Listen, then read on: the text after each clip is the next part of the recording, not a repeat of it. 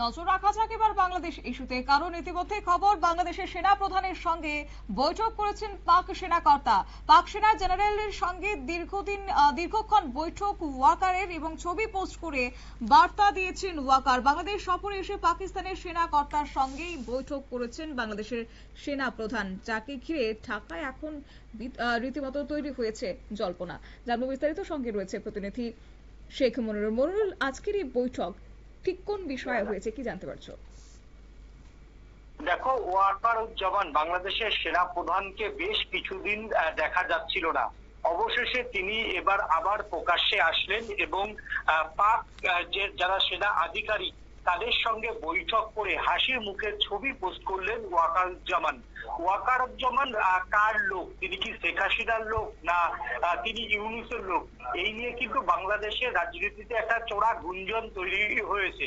ওয়াকারুজ্জামানকে কিন্তু জামাত নেতৃত্ব বা ছাত্র নেতারা এখন আর বিশ্বাস করছেন না।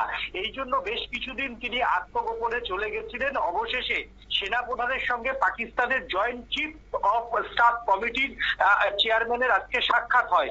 সেখানে যে জয়েন্ট চিফ অফ স্টাফ কমিটির যে চেয়ারম্যান জেনারেল সাহিদ সামসাদ মির্জার নেতৃত্বে একটি প্রতিনিধি দল আজকে বাংলাদেশ সেনা সদর দপ্তরে যান। সেখানেই সেনা প্রধানের সঙ্গে দীর্ঘক্ষণ বৈঠক করেন। তারপরে তারা হাসি মুখে ছবি তোলেন এবং যেটা সূত্রের খবর যে পাকিস্তান থেকে বেশ কিছু অস্ত্র কেনার ব্যাপারে বাংলাদেশ আজকে সহমত হন।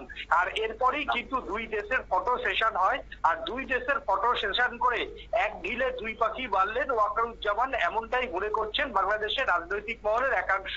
একদিকে পাকিস্তান সেনার আস্থা অর্জন, আর অন্যদিকে পাকিস্তান সেনার আস্থা অর্জন করে তিনি ইউনূসকে ঘুরিয়ে বার্তা দিলেন যে তিনি ভারতপন্থী নন বা তিনি হাসিনাপন্থী নন। তিনি এখন ভোল বদলে বা নিজের চেহারা বদলে তিনি পাকিস্তানপন্থী এবং ইউনূসপন্থী হয়েছেন বলে আজকে হাসি মুখে ফটো সেশন করলেন বাংলাদেশের সেনা প্রধান ওয়াকারুজ্জামান।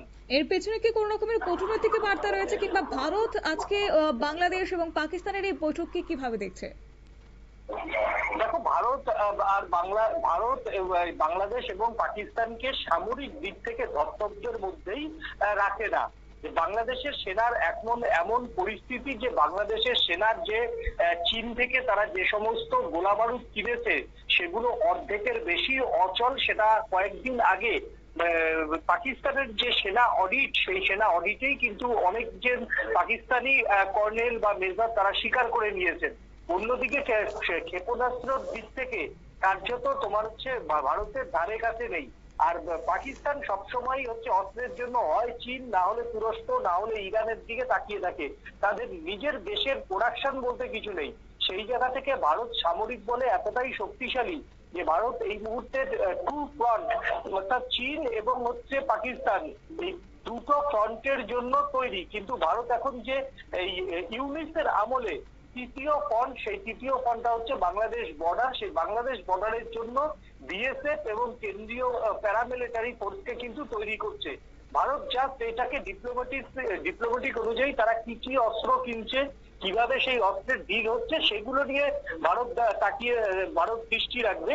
কিন্তু পাকিস্তানের সঙ্গে কি গোপন প্রেম, কি নিয়ে আজকের গোপন বৈঠক করলেন ওয়াকারুজ্জামান, সেখানে কি গোস্ত দিয়ে তারা ভাত খেলেন, সেই সব বিষয়ে ভারত খুব একটা ভাবছে না।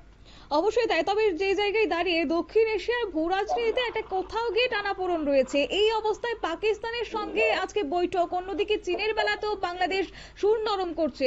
তবে কি ব্যালেন্সিং নীতি নিয়ে খেলার চেষ্টা করছে বাংলাদেশ, কি বলবে? দেখো, বাংলাদেশের ব্যালেন্সিং নীতি কিছু নেই। বাংলাদেশের যারা এখন ক্ষমতায় রয়েছে, সেই ক্ষমতায় টিকে থাকতে গেলে তাদের ভারত বিরোধিতার যে সুর, সেটা কোথাও একটা বাংলাদেশের মাটিতে জাগিয়ে রাখতে হবে। তার জন্যই এই পাকিস্তান থেকে বাদ হওয়া অস্ত্র। দেখো, বাংলাদেশের টেকনাফ থেকে আরম্ভ করে বেশ কিছু জায়গাতে কিন্তু চট্টগ্রাম এলাকায় বেশ কিছু জায়গায় কিন্তু প্রায় 10 কিলোমিটার পর্যন্ত আরাকাইন আর্মি বিগত 1 মাস ধরে তাণ্ডব চালাচ্ছে। সেই জায়গাতে বাংলাদেশের সেনাপ্রধান, বাংলাদেশের প্রধান উপদেষ্টা, ছাত্ররা, জামাত কেউ কোনো কথা বলছে না আরাকাইন আর্মির ভয়ে। সাধারণত আরাকাইন আর্মিকে যে বাংলাদেশ আর্মি সামলাতে পারে না, সেই আর্মি আবার ভারতের মতো সুশৃঙ্খল প্যারামিলিটারি আর্মি আমি ধরবো না। প্যারামিলিটারি পড়তে সামলাবে, সেটা একটা দিবা স্বপ্ন।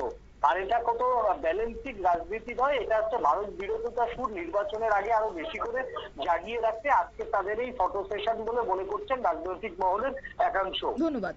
অর্থাৎ এক্ষেত্রে তারা সৌজন্যমূলক সাক্ষাৎ বললেও সূত্রের খবর দুই দেশের প্রতিরক্ষা সহযোগিতা এবং আঞ্চলিক নিরাপত্তা পাশাপাশি সীমান্ত পরিস্থিতি নিয়েও একটা আলোচনা হয়েছে বলে জানা যাচ্ছে।